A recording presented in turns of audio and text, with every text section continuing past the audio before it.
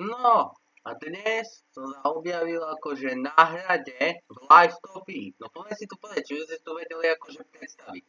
Ako takáto hostia by tu bola dobrá, tak disco by tu chcela, každý nechcem tancovať teraz. Teraz si to tu prezerám, nech to disk náhodou na hrade by bolo. Počkaj, tu je čo? Počkaj, tu sa dá ubytovať? Kámo, tak toto, že tu sa dá ubytovať, tak to sa mi dá, ešte sa tu aj rovno ubytujem.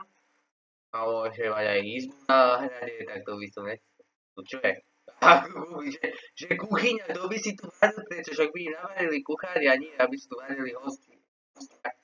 Hostia by si prečo, ale akože čo to tu je, bez? To čo?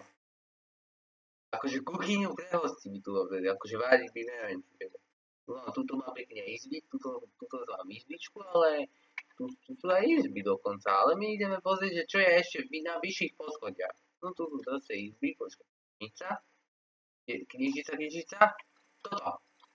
Tak ešte aj knižky si tu môže človek prečítať takto v kľude.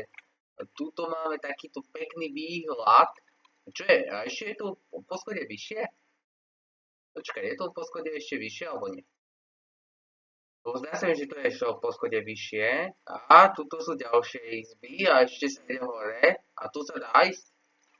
Nedá. A tuto? Tak tuto pekný výhľad. Takýto hrad by som možno aj chcel ja mať v realite.